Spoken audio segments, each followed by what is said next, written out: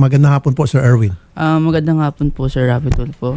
Bago ko nalaman yung messenger niya, nagsimula po kami sa WePlay. Doon po lahat nagsimula. Pinapalabas niya po na babae siya. Papaibigin niya po yung isang tao sa WePlay.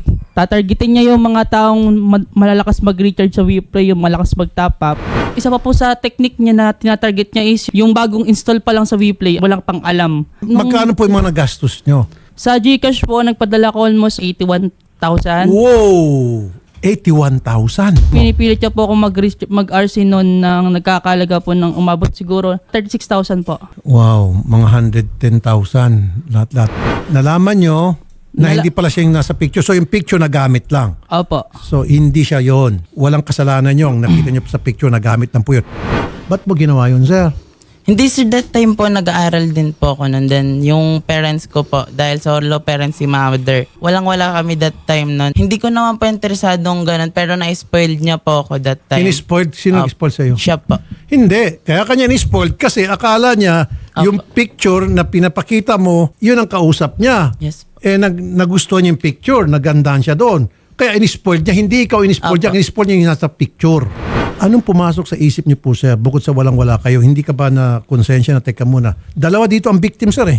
Ang unang victim mo ay si Lynn Marie Ostan. Opo. At ang pangalawang victim mo, etong si Sir Erwin. Erwin, sorry sa lahat. Sorry kung na-biktima kita, pero hindi ko talaga siya interesadong parang ulit-ulitin. Hindi eh. Batikan ka sa pang-scam. Marami kang nabiktima. Nagsusumbong sa akin. Ang dami kong mga ebidensya. Galing sa Italy. Biniktima mo. For Sino? 50,000. Nasa guard mo sa WePlay. At Sino? may meron kang sinirang magkarelasyon na magjowa. Inaatake mo sa dahil sa boss mo, boss babae ka, di ba? Magaling ka magpanggap sa boss babae mo. Ginagamitan mo ng video call sex. Nagka-video call po kayo. Opo sir, pero... So hindi mo siya nabubusesan na lalaking boses? Hindi po, boss babae po talaga. Sige nga, mag-sample ka. Hi po, hello, ganyan po. Hindi po ganyan boss niyan. Hindi. Hindi po. Voice changer application kung sakali. Meron bang voice Gumagamit. changer? Wala po, Kung kung ano. mapapakinggan niyo po, parang boses babae po talaga. Pero Hindi. kapag personal po, hindi po halata. Anong tawagan nyo? Tawagin mo akong Babal. Ang galing mo dun, di ba? Babal. Babal, ba't babal? Ewan ko sa kanya.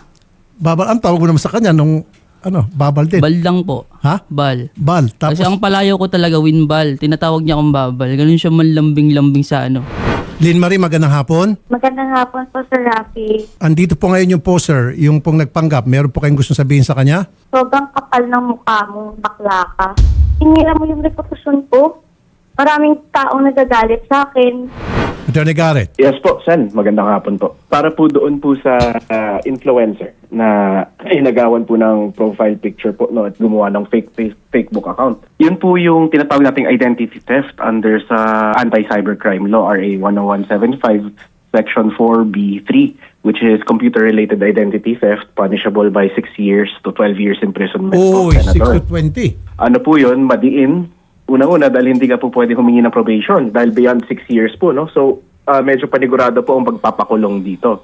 Paano naman tong Yes, victim din na si Sir Erwin na nakuha na ng maraming pera? Apo, yung ating complainant po na si Sir Erwin, Senator, siya po ay pwedeng may kaso for estafa or cyber-related estafa po, Senator, dahil siya ay niloko gamit itong mga computer devices. So, it would depend po on the total amount po na nakuha po sa kanya, Sen. 110,000. Humigit kumulang. Kapag 110,000 po, hindi naman po ganun kabigat, pero nga dahil po siya related sa computer offenses, tataas pa po ng 1 degree ang imprisonment. Naku po, matatagdagan yung mabibigyan pagkakakulong. po. Yes po, yes po. Subukan mo ng patawad kung patatawarin ka dahil kapag hindi, tutuloy niya yung kaso. Pati yung pamangkin ni Lynn Marie Ostan, ginawa niyang profile sa WePlay para magmukhang siya talaga yung babae. Pati minor de edad, dinamay mo. Okay lang sa akin dahil di ko mabawi pera ko. Mabigyan ka lang ng leksyon. Lahat ng katiting na ebidensya kinuha ko para lang malutas to. Di mo ba alam lahat ng mga pagbibideo call namin sa'yo? Lahat yun, patibong ko. Patibong namin dalawa yung palabas namin yun. Sir, humihingi po kami talaga ng tawad. Wala po talaga kaming alam. Tapos kung ano man kasalanan ng anak ko, pupunuan na lang po namin, sir. Babaya, magulo-gulo ka lang namin, boss. Wala kaming Wait alam lang. dito eh. Since na sir, wala po kasi siyang papa. Namatay 10 years, binaril, hindi na naanuhan ng kaso. May mga sakit pa kapatid niyan, inaatake ng hika. Sir, Kung sorry nakikita talaga, niyo lang sir, itsura sa mga ng kasalanan kapatid niya. ng anak. Hindi po niya kagustuhan. O, teka, kalma lang kayo. Yung dating hindi ko pa alam, nakala ko ikaw yung babae. Ang sinasabi mo, mahika ka, kaya naawa ko sa'yo. Tapos kapag ka nagugutom yung mga pamangkin mo, sinisid mong picture yung mga batang yon, doon ako naaawa. Paano yung hindi nyo alam na yung GCash account ninyo, Brenda Rojas, ay ginagamit ng anak ninyo sa pag-receive ng pera? Yung pangalan ko lang po. Yung number, hindi ko po talaga alam. Sumpa man po, sir. Sa lahat dito, hindi ko po talaga alam. May GCash po ako kasi nagka-cash in, cash out ako, pero iba po number. Hindi kayo nagtataka bakit saan nangagaling yung mga pera niya? Hindi ko po talaga alam, sir. Sir, kasi baka nagamit din si nanay. Kasi gamitero ito si sir. Baka nagamit niya yung vlogger. Baka pati nanay niya nagamit din niya. Wala ka talaga kaming kaalam-alam sa mga pinagagawa niyan. Tama naman po si mother. Yung number ko po, then name niya lang kasi po, minor pa po ako doon. So, ibig sabihin, minor ka palang gumagawa ka na. Aminado naman po ako ninako identity ni Lynn. Saan niyo po nagamit yung mga perang nakuha niyo sa kanya Ayun po, sa pag-aaral po, tapos doon nga po sa WePlay na sinasabi niya po. sa pag-aaral? Opo. Ang kinagagalit ko, sinabihan mo ako, magkasaka lang ako, wala akong mararating sa buhay. Oo. Nasabi ko yun kasi alam mo naman, di ba, nag-away tayo nun. Tsaka Hindi. minaliit mo din ako na Hindi kita alam mo yun sa minaliit. sarili mo. Bakit kita mamaliitin? Kilala ba kita? Alam ko bang ikaw ang babae? Yung tatay ko at nanay ko nangangamba Oo. sa mangyayari sa akin. Kapag may nangyari sa akin, may gumalaw sa akin, Walang magbabanta sa inyo. promise, sir. Hindi makikipaglaban kami ako sa sandali, pera. boss. Wala Sir, kami ang record. asawa ko po na baril, pero Wala kami pinaka-Diyos ko record, po, sir. sir. Tandaan niyo, sir. Wala pa Sir, kami kahit record. i-ano nyo po yung buhay namin, sir, hindi po kami ganun kasama. Nagmamakawa ako sa inyo. Sa ngayon kasi, ma'am, fresh pa yung sugat. Ika nga. Pagdating sa korte, meron yung tinatawag na mediation. Susubong kayo ng korte pag-aregluhin. So, posible pa po umabot sa settlement sa korte. Ang tawag po natin doon ngayon is court annex mediation po, Senator. Court annex mediation. Mahal na mahal kita. Hindi mo niyayaan ito. Masabi ko, hindi ako iyak eh. magmahal ng mama, mga anak ko. Hindi ko kayo pinabaya. Sorry, ma. ginamit ganyan. Hindi ko alam yan. Siguro pagkatapos ito, pwede kayo pag-usapin off-air. Baka iba na po maging tono ni sir. Yung dalawa. Pag tinuloy niya yung kaso, tutulungan namin. Narinig mo naman, sabi ni Attorney Garrett, meron yung tinatawag na court annex Apo. mediation. Miss Lynn, umiiyak yung parents ni Jonathan. Ano po yung take ninyo? Ate, May kapasa- sorry po. Hindi po namin kagustuhan na madamay po kayo sa publiko po. Pasensya na po, ate. Kasi hindi naman po kayo yung kasalanan eh. Yung si Jonathan sana, kasi siya talaga yung simula ng lahat ng to. Halos 3 years niya nang ginagamit 3 years? itsura ko. 3 years Yes na pala? po. Oh, Yes po, Sir Rafi. akala ko Sobrang tagal na po. one time, big time lang dito kay Sir Erwin. Since 2024 ako niya na-scam. And then, may mga nakarang taon pa yan na ginagamit niya talaga yung identity ni Irene Marie Ostan. Nag-decide kami na magtulungan para mahuli siya. Kasi siya mismo, yung mismong account niya sa social media ni Irene Marie Ostan, iniklaim niya na siya rin yun. Di naman ako nangutang para ibigay sa'yo. Lahat yun, pinaghirapan ko. Sa pagpapalay ko, sa pag-ahinti ko ng palay, sa pag-coordinator ko sa kasal, sa dibu, pagpaputa video ko, assistant ko doon, lahat yung pinaghirapan ko. Tapos yung mga inuutang mo sa akin, di mo na nabayaran. Sana man lang po, mapagbigyan nyo naman po ako. Kung patawad lang naman po, kaya ko namang ibigay yun, Nita. So, mahirap na baka mag-boom yung issue, tapos madamay pa lahat ng pamilya ko. Sobrang sira talaga yung reputasyon ko, Sir Rafi. Kaya sobrang, hindi ko pa alam kung ano mararamdaman ko, if maaawa ba ako or hindi.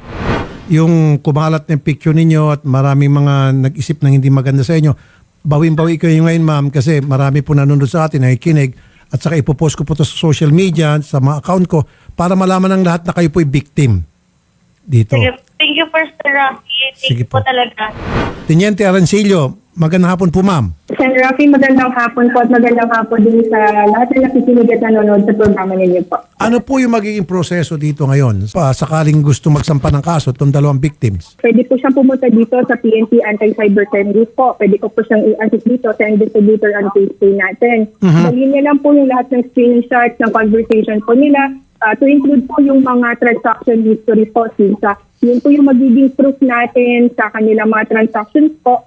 And kay ma'am naman po, Lynn, na taga Bacolod po, meron din po tayong RACU NIR po sa Bacolod po. May opisina po din yung Anti-Cybercrime Group. Pwede po siya doon dumulong para mag-report at mag-file ng complaint po. Mabigat itong ginawa mo. Again, depende na lang kung nagbagong isip nitong dalawang victims. Dasal mo siguro na magbago dahil kapag hindi, narinig mo 6 to 20 years. Opo. Miss Yes Lynn? po, Sir Rafi. Okay, ibibigay din po namin sa inyo sa Kamkrame itong si Miss Arancillo para magkikipag-ugnayan din sa mga taga-PNP anti-cybercrime dyan sa Bacolod nang sa gayon isang sampahan ng kaso na lang. Okay? Yes po. Thank you po, Sir Rafi. Sir, pwede po mayabol lang po ako. Sige sir. Kasi kaya po mas lalong nangangamba si Lynn sa image niya sa social media. Kasi po ito ay mayroon pong masilang bahagi ng katawan ng babae. Meron siyang video sa isang cellphone, tapos ako ka-video call sa cellphone na to. Tapos ang gagawin niya, itututok niya dito, tapos bubuhos siya yung uungol. Buhos niya yung ungol. So bale, ito yung video ng may porn. Clip ng hindi ko alam kung sino babae. Okay. Tapos ito yung gamit ng isang cellphone na may na may video call, na magka-video call kami. Itututok niya yan doon, buhos niya po yung uungol. Para po yung mga lalaking mabibiktima niya, Matiturn on. Tapos ngayon, akala yung Apo. umuungol, yung si Ma'am Lynn nasa picture. Ostan. Opo. Sige po, Sir Erwin. Sasama namin kayo sa Monday kay Teniente Arancillo at saka si Miss Lynn Ostan. I-hook up namin. Kausapin niya si Teniente Arancillo. May PNP naman sa Bacolod na anti-cybercrime na Apo. opisina nila para isa na ng pagsampa ng kaso sabay-sabay. And then, pagdating sa korte, at certain point, yung meron tinatawag na court annex mediation, baka mali mo, baka magbagong isip ni Sir. Hindi natin alam, si Sir Erwin o si Ma'am Lynn. Okay? Sige na po, sir. Please, sir. May nanay Okay na lang, bumitaw ka. Sige na, sir. Matawad na. Bumitaw ka. Saan po kayo? Matawad, sir. Patawarin niyo na kami, sir. Kasi kasalanan mo kasi lahat eh. Kaya nga, Tumigil ka na. hindi pwedeng may palit ng isang pagkakamali. Ayaw ko na. Ayaw ko na.